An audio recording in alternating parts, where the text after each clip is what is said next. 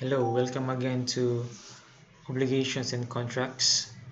Now we are in chapter 2 regarding nature and effects of obligations. So we'll start with Article 1163, which provides that every person obliged to give something is also obliged to take care of it with the proper diligence of a good father of a family, unless the law or the stipulation of the parties requires another standard of care. So if you can see, Article 1163 deals with um, real obligations because uh, it is um, uh, uh, or it refers to an obligation to give, right? So this Article 1163 provides for the standard of care with which the debtor uh, must observe. Okay, this is the diligence which the debtor must observe in delivering the or performing his personal obligation or real obligation. Okay, so the general rule is that um, the diligence required in taking care of the the property sub which is the object of the obligation, okay, the property that is to be given should be taken care of by the debtor or obligor with the diligence of a good father of the family. So the diligence of a good father of the family is the in simple terms, the regular or the ordinary diligence that is to be exercised or observed. Okay, so the diligence of a good father of family. Okay, so it's not just the it's not just the act of giving the thing that is to be delivered.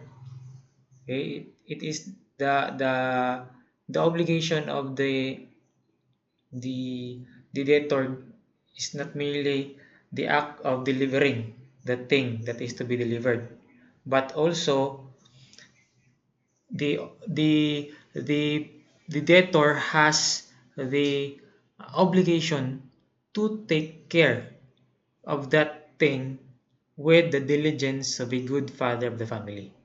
Okay, so this ordinary diligence or diligence of a good father of the family is applicable when there is no law or stipulation which requires another standard of care. So if there is a law, okay, if may batas na nagsasabi na hindi lang diligence of a good father of the family ang required but extraordinary diligence, then hindi na mag-a-apply ang diligence of a good father of the family. Dapat ang i-observe na is extraordinary diligence. Example, for common carriers like mga buses, airlines, shipping companies, okay, there is a specific provision actually still under the civil code which requires that this bus companies, airline companies, shipping companies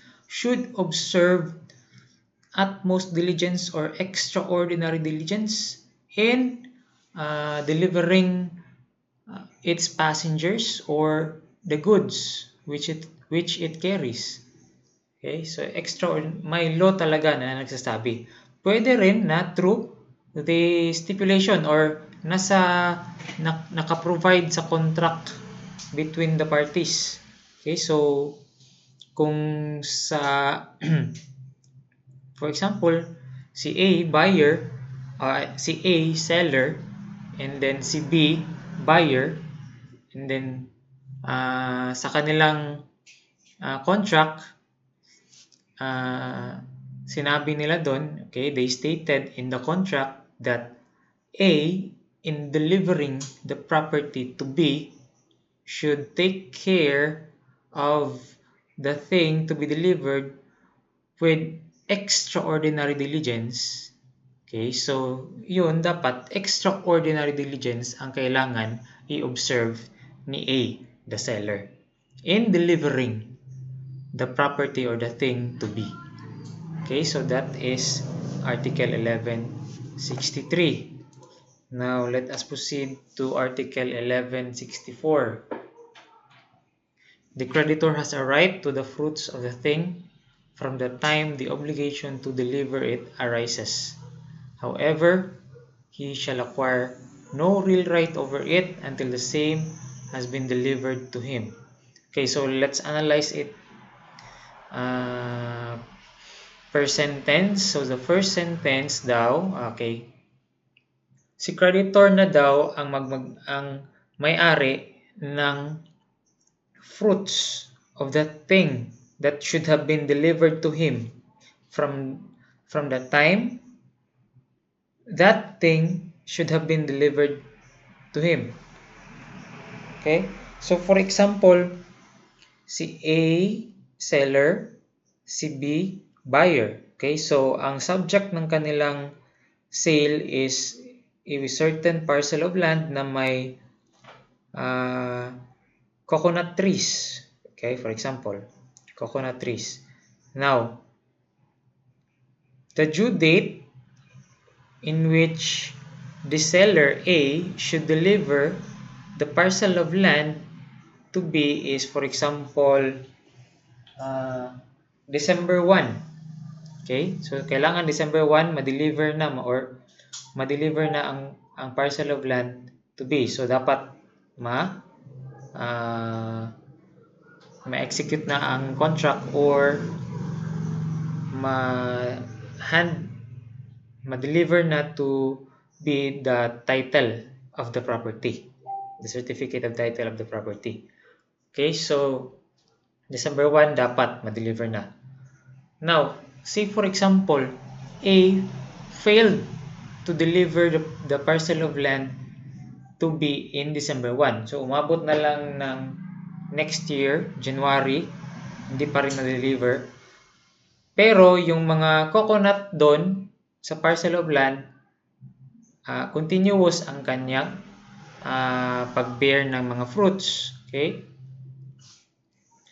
So according to the first sentence of Article 1164, yung fruits daw from the time, okay, yung mga coconut trees doon, mga fruits ng coconut trees, from December 1, okay, should, ang may-ari na daw doon is the buyer. Okay, because December 1 is the time the obligation to deliver arose. Okay? So that is the meaning of the first paragraph. But, okay, may however clause ang Article 1164, the creditor shall acquire no real right until the same has been delivered to him. So wala daw real right si creditor until ma-deliver ang property sa kanya. Okay? What do we mean by real right? Okay? But first, wala pang real right, okay, si creditor hanggat hindi pa ma-deliver sa kanya, pero may personal right siya. Okay? So what is this real right vis-a-vis personal right? Okay? Ang real right is the power over a specific thing. So you could, for example, because you are already the owner of the property, you have the power to dispose of it. Okay, may power ka na iparent ang property, may power ka to make improvements thereon. Okay, you as an owner, you have the power to do anything with your property subject to the law. Okay, you may do anything that is not illegal over the property because you are the owner of that property. So that is the real right. Real right yan. Okay? So ibig sabihin, if although ikaw yung buyer, tapos dapat i-deliver na sa iyo ang parcel of land on December 1, but nag-January na lang, hindi pa rin na-deliver ang property, hindi ibig sabihin na pwede mo na gawin kung anong gusto mong gawin doon sa property na nabili mo. Okay? Sa parcel of land na nabili mo. Okay? Kasi under Article 1164, wala ka pang real right over that parcel of land. You only have personal right, which means a power demandable by one person of another. So meaning, yung buyer, ang right lang niya is to demand the delivery of the property to him. Okay? So that is the meaning of that second sentence of Article 1164.